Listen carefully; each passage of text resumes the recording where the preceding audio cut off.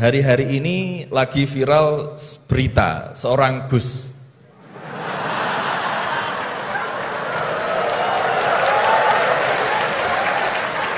Mohon izin.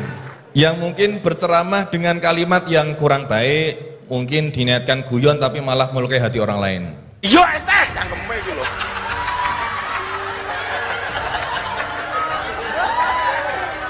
Sabar. Es tehmu cik oke ra? Masih. Ya kono didol goblok.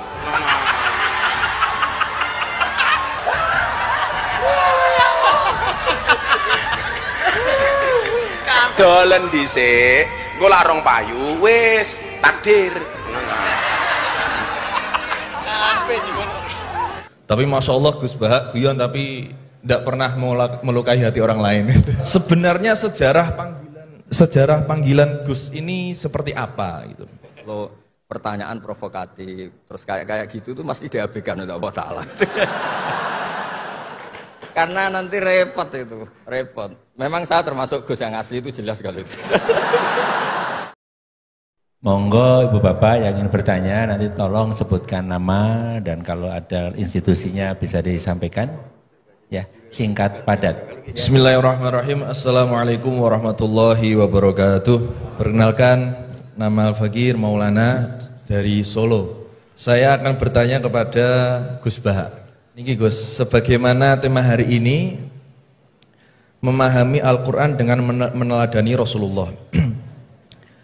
Kami sering mendengar pengajian Gus Baha yang mana Gus Baha sering mengaturkan, sering berkata, semakin banyak ayat yang kita pahami, semakin kita dekat dengan Allah Subhanahu wa taala. Kurang lebih begitu kalau salah nyuwun ngapunten.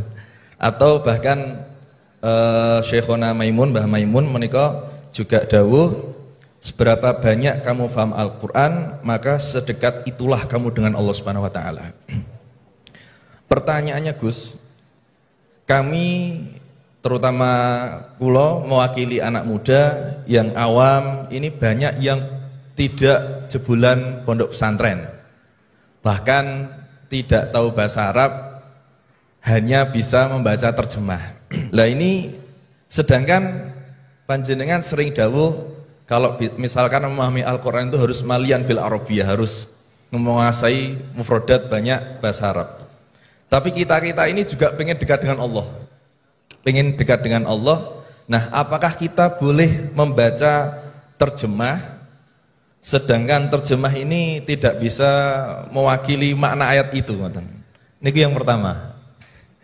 Yang kedua, buatan berat yang kedua. Yang ringan. Hari-hari ini lagi viral berita seorang Gus.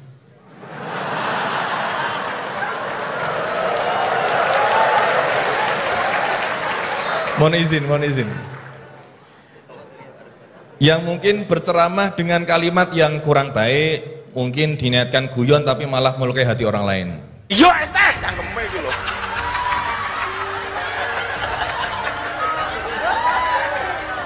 Sabar.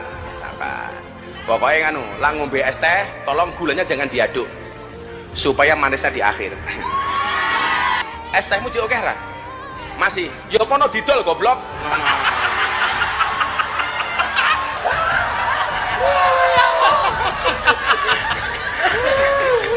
Dolen dhisik, engko larong payu wis takdir.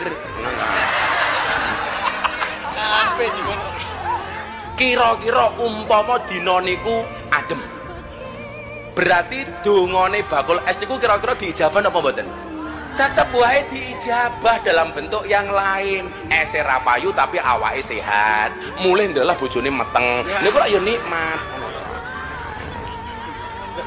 Kok ditinggal bakul es kok meteng, kan banyak terjadi di mana-mana.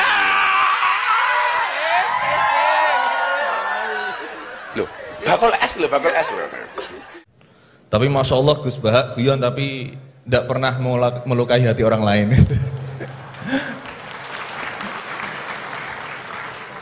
Nah, pertanyaan saya Gus, ngapunten, karena ini pasti ke Gus Baha, tidak mungkin ke Gus Quraisy Shihab, tidak mungkin. Karena pasti Gus Baha. Sebenarnya sejarah panggilan Gus ini seperti apa gitu. Apakah hanya dimaknai Gus ini adalah anaknya kiai terus dipanggil Gus, atau bahkan mantunya kiai saja, kalau jenengan katanya Gus naturalisasi gitu. Atau Gus swasta atau apa itu.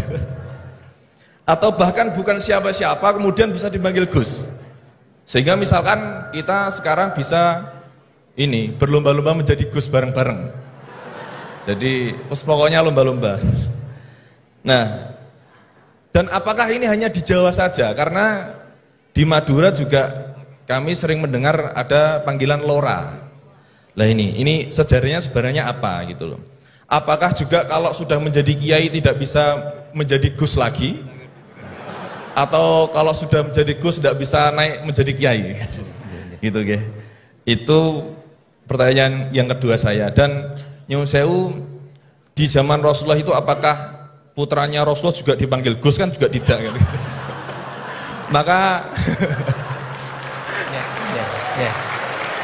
Maka kalau Gus ini tidak ada di zaman Rasulullah, berarti semua Gus ini bid'ah gitu loh. Karena Gus tidak ada di zaman Rasulullah. Ngeten nggih. Nggih, jadi intinya sejarahnya dan standarisasi Gus itu apa yang orisinil gitu. Yang kalau misalkan di dunia, di Indonesia ini yang Gus orisinil hanya jenengan, berarti semuanya palsuan gitu. Lah ini tentu bisa dijelaskan Gus. Ngapunten, matur suwun sangat. Wassalamualaikum warahmatullahi wabarakatuh. Waalaikumsalam warahmatullahi wabarakatuh. Baik, terima kasih Gus Maulana. Selanjutnya saya mungkin yang laki dulu ya, laki-laki nanti baru pindah ke sini. Silakan yang pojok ya. Assalamualaikum warahmatullahi wabarakatuh. Waalaikumsalam warahmatullahi. Terima kasih Pak Rektor atas kesempatannya. Yang saya hormati Gus Baha, Prof. Quraisy. Saya Jamaluddin Ghaffur dari Fakultas Hukum UI. Ingin bertanya ke Prof. Quraisy dan Gus Baha. Saya sering mendengar salah satu isi pengajian dari Gus Baha itu bahwa fatwa dalam hukum sosial itu tidak pernah jelas begitu. Artinya ulama pasti akan berbeda gitu ya. Nah, kami kebetulan di Fakultas Hukum Gus seringkali ditanya orang juga gitu ya, soal bagaimana hukum sesuatu. Dan dalam konteks hukum memang teorinya dan pendapatnya juga beragam gitu ya. Nah, kadangkala permintaan pendapat itu tidak hanya sekedar untuk diskusi, tapi bahkan sampai menentukan nasib orang gitu. Ini dihukum atau tidak.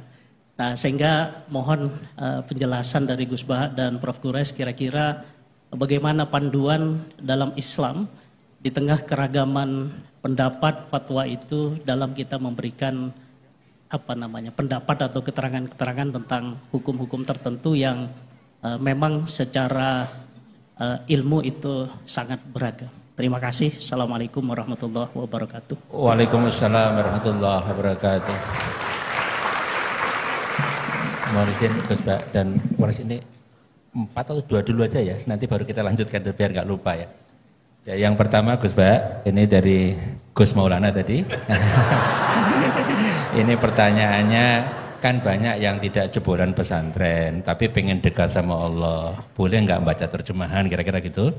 Yang kedua tadi standar Gus yang orisinal, yang orisinal ya. Kemudian yang kedua dari ini Gus Ghafur. Ini dosen dari Eva, ini untuk Prof. Quraisy dan Gus Baha.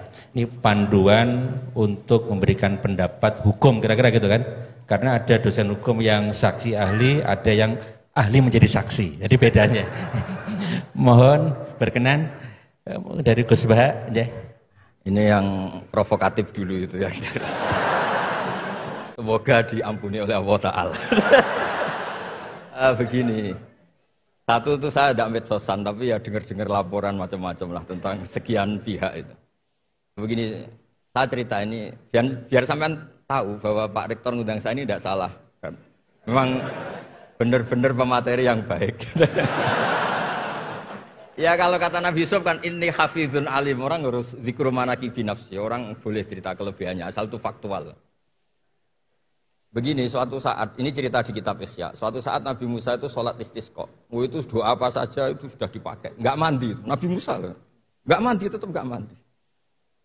Kata Allah, inna fihim namaman, di komunitas anda yang ikut sholat itu ada yang tukang adu-adu, namam, provokator. Maka kamu doa kayak apa tetap tidak akan saya ijabahi. Nabi Musa, ya gampang Gusti, tunjukkan orang itu siapa, nanti saya usir dari majelis.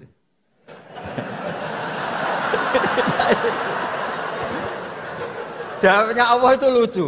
Saya ini orang yang mengharamkan namam, mengharamkan namimah. Kalau saya menunjuk orang itu berarti saya juga namam. Intinya itu Allah terus mengabaikan sekian peristiwa namam. Jadi kalau pertanyaan provokatif terus kayak gitu tuh masih diabaikan oleh Allah Ta'ala. Karena nanti repot itu. Repot. Memang saya termasuk Gus yang asli itu jelas kalau itu.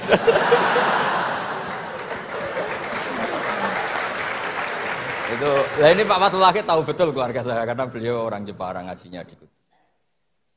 Ya, terus masalah fatwa tadi, fatwa sosial itu atau memahami pakai terjemah begini seperti yang dikatakan Pak Kures. Ada pegangan yang umum kayak sidik, amanat, tabligh, fatona. Itu memang lewat terjemah nggak apa-apa. Tapi ada terjemah yang nggak mengganti bahasa Arab. Misalnya kata sembahyang, mungkin perasaannya orang Bali sembahyang itu apa, perasaan kita sembahyang itu apa, itu kan subjektif. Misalnya begini, ada ayat yang agak sensitif. Ketika Anda salah paham dengan istri itu wadribuhun, fahjuruhunna fil madoji wadribuhun. Itu kan riskan betul. Maka pukullah istri kamu. Pukul itu kan konotasinya itu buruk. Tapi di semua tareh, saya bilang tidak sebagian, di semua tareh itu disebut dorban ghairu mubarrihin, mukul yang tidak melukai. Jadi orang Arab itu punya adat. Kalau kecewa itu dorobu bin ni'al wasau. Jadi mukul itu pakai kain, pakai kacu, pakai.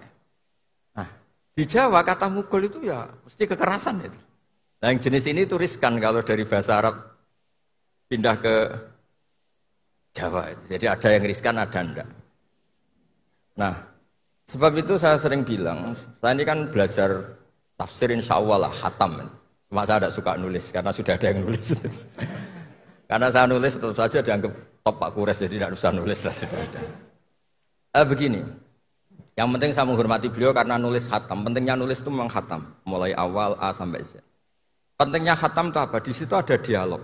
Ada dialog Allah sama nabinya, sama kekasihnya, bahkan sama musuhnya. Misalnya sama musuhnya. Itu Nabi Musa masih dibilangi sama Allah, faqula lahu qawlan layyinan. Ini penting saya utarakan. Nah, suatu saat Harun Ar-Rasyid ini didatangi ustadz, mungkin ustadz yang amatir lah, masih latihan ustadz, jadi masih ekstrim itu. Ya Amirul Mukminin, ini nasihun lak, famusyaddidun alaika, fala tajidanna fi nafsika aliyya syai'an. Biar sampai latihan bahasa Arab nanti Pak Rektor. Bukan Anda, Gus naturalisasi tadi Anda. Saya akan memberi nasihat engkau, kemudian cara nasihat saya itu musyaddid, ekstrim. Maka jangan kamu anggap serius. Maksudnya jangan penjarakan saya ketika saya nasihat ke kamu ini kasar. Jawabnya Harun Ar-Rasyid itu langsung bilang gini. Bilang ya jahil, ini karena Arab. Orang Arab itu kalau ngomong jahil itu tidak sekasar yang kamu bayangkan, karena makanya bahasa Arab itu susah. Saya itu ini cerita ke Pak Kures, ini curhat, bukan cerita mufti, curhat. Kiai Jawa kalau maknani wailak waihak itu ciloko kue. Padahal sering Nabi itu kalau kecewa sama seseorang bilang wailak sama waihak. Akhirnya santri tanya, lo katanya Nabi itu halus sopan santun kok ngendikan wailak waihak, yang artinya itu celaka kamu. Ada orang tanya Nabi dan orang itu tidak paham. Nabi ngendikan apa? Sakilat ka umuk. Cek siale mbokmu dhe anak kue. Diterangkan enggak paham. Tapi sarah-sarah kayak kitab Irsyadus Sari itu bilang gini. Kalimatu tarohumin wa talatufin. Ini kalimat yang orang Arab tuh merasa dekat sehingga bilang wailak waihak. Tapi Kiai Jawa tetap saja maknani ciloko. Masalahnya di konteks itu yang dawuh itu Kanjeng. Nah, sing ngendikan ini orang Solo ini kan enggak apa-apa. Kayak bakat gitu aja terus orang gitu. Nah, yang seperti ini enggak bisa dipindah ke terjemah. Dan itu saya teliti dari sekian tradisi. Ya tadi kayak wadribuhun. Makanya terus ulama nyusuli dorban ghairu mubarrihin. Mukul tapi tidak melukai. Karena orang Arab itu biasa kecewa mukul pakai peci. Tapi kalau orang Jawa gak berbayang mukul. Kedua misalnya contoh mahar. Orang Arab kalau masih mahar itu banyak. Karena jumlah mahar banyak, kemudian setelah suami istri hubungan intim, setelah dicerai itu kadang kepikiran ngambil karena maharnya misalnya alpat 1 miliar gedung. Sehingga harus ada pelarangan mengambil ulang mahar. Wa in aradtum istibdala zawji makana zawji wa ataitum isdahunna qintaran fala ta'khudhu minhu syai'a. Atakhudunahu buhtana wa itsmam mubina. Terus wa kaifa ta'khuduna? Mahar yang sudah kamu kasihkan jangan kamu tarik lagi. Wong kamu sudah hubungan suami istri kok maharnya ditarik lagi. Jangan. Kenapa ada kata jangan ambil lagi? Karena maharnya itu alpat, gedung, uang 1 miliar. Dulu Pak Rektor ketika nikah itu seperangkat alat sholat, gak dilarang juga gak akan diambil itu. Artinya gini, gak mungkin andikan Quran turun di Indonesia ada kata fala ta'khudhu minhu syai'a 100.000 seperangkat alat. Saya jadi kiai itu sampai bosan karena tiap nikahkan tuh maharnya seperangkat alat sholat. Itu kalau sudah nikah 10 tahun bentuknya sudah kayak apa ya? Itu nggak usah Allah repot-repot bilang jangan ambil lagi, jangan ambil lagi. Nah, itu kondisi yang antara kita dan tradisi Arab itu beda. Dan saya belajar tafsir sampai segitunya, makanya nggak salah lah kalau saya diundang itu nggak salah. Maksud saya yang naturalisasi tadi ya nggak usah diundang gitu maksudnya. Kalau nggak memenuhi kualifikasi tafsir loh ya. Ya karena kalau nggak memenuhi kualifikasi apa tafsir. Tapi jangan terus ngundang saya terus, nggak mau juga saya. Nah tadi yang pertanyaannya Pak dosen Pak Ghafur tadi. Nanti Pak Quraisy nambahin. Hukum sosial itu memang nggak pernah mengikat di semua sisi ya, karena memang patokannya itu begini. Saya ambilkan contoh di Quran ya, karena ini memang tema tafsir. Di hal-hal sosial itu kekasihnya Allah pun didhawuhi Allah begini. Wa in adri la'allahu fitnatul lakum wa mata'un wil akhin. Wa ma adri ma yuf'alu bi wala bikum. Jadi Nabi misalnya mau perang, misalnya perang apa ini. Allah terus bilang, "Muhammad kamu tenang saja, pasti menang." Enggak. Karena kalau dibilang begitu nanti kendilnya Nabi atau keberanian Nabi dikira karena ada jaminan, tetap. Sehingga nyuwun sewu Nabi juga pernah mengalami perang menang di Badar, pernah mengalami kalah di Uhud. Jadi di bab-bab sosial itu memang Allah membiarkan hukum sosial yang berjalan. Sampai Ibnu Khaldun ngendikan begini, saya masih ingat betul dan itu saya pegang. Nabi sebagai Nabi itu kena aturan hukum sosial. Meskipun beliau punya mukjizat kayak apa, ketemu orang harus santun, ketemu anak kecil harus sayang, ketemu orang sepuh harus hormat. Andai kan Nabi bisa terbang ke langit sekalipun, Mi'raj, tapi ketemu anak kecil nampar, ketemu orang sepuh ngeludahi, tetap gak diterima oleh publik. Walau kunta faddan ghalidhal qalbi lan faddu min khawlik. Betapa pentingnya tata krama sosial. Kata Ibnu Khaldun, hadza Rasulullah man uyyida bil kauni kulli. Ini Rasulullah orang yang di backup sekian alam raya. Tapi sekali melanggar tata krama sosial, tetap lan faddu min khawlik. Orang akan bubar. Sampai ngegoskan saya, sekarang tak pisoi. Wah Gus apa Gus kok mison, mesti langsung gitu. Nah coba misalnya sekarang, nyon sewu, saya ngeludahi Pak Rektor, langsung dipecat ya. Artinya tatanan sosial, meskipun saya keramat. Makanya kata Ibnu Khaldun, hadza Rasulullah man uyyida bil kauni kulli law syaa. Ini Rasulullah orang yang bisa mengendalikan alam raya karena kekasih Allah. Itu saja kena aturan walau kunta faddan ghalidhal qalbi lan faddu min khawlik. Kalau engkau salah tatanan sosial Muhammad, orang akan bubar.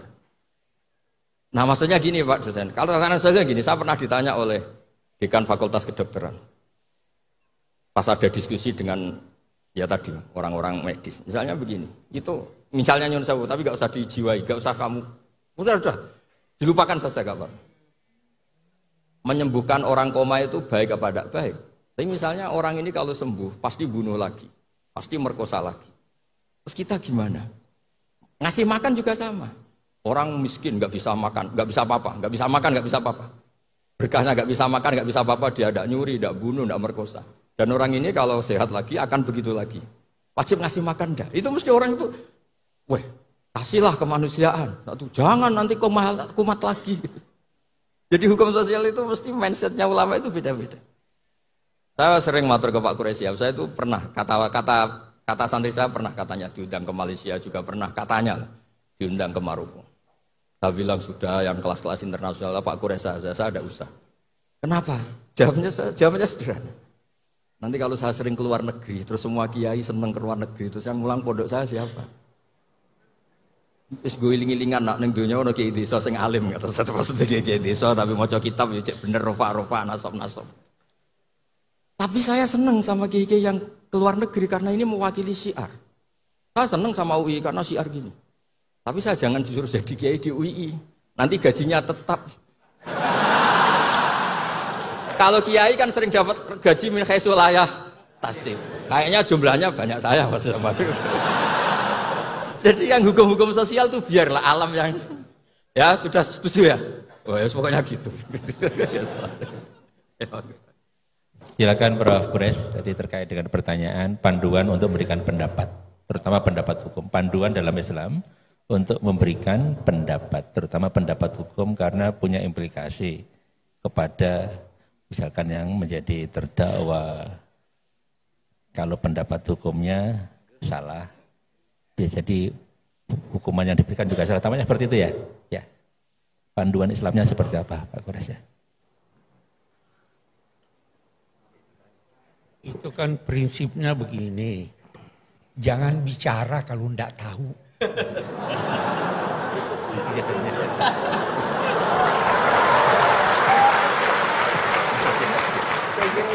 Itu jawabannya yang paling singkat. Oke, terjawab. Ya jawabannya itu ya.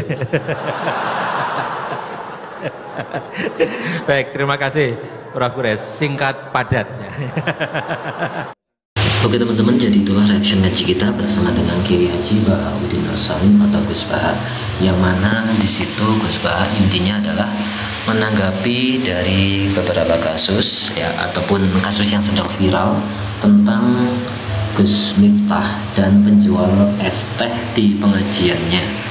Dan di situ tentu sangat objektif sekali apa yang disampaikan oleh Gus Baha, tidak menunjukkan suatu apa istilahnya ya, menyalahkan salah satu pihak ataupun menyalahkan Gus Miftah, tetapi juga di situ ada suatu keidealan ya, yang seharusnya itu seperti apa, dan tentu saja dengan bahasa-bahasa yang bersumber ataupun mempunyai referensi keilmuan baik dari kitab maupun dari apa yang sudah diketahui oleh Gus Baha.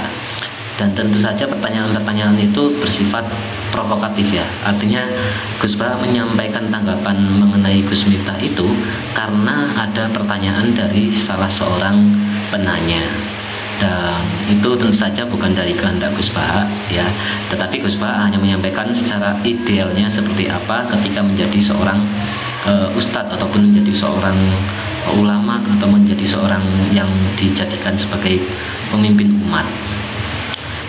Mungkin itu teman-teman yang bisa kita sampaikan dalam ngaji kita kali ini. Semoga menjadi suatu ilmu yang manfaat dunia akhirat untuk kita, menjadi amal ibadah Gus Baha yang berkah dan berkahi untuk kita semua. Dan tentu saja semoga kita senantiasa istiqomah ngaji bersama dengan Gus Baha. Sekali lagi terima kasih. Wassalamualaikum warahmatullahi wabarakatuh.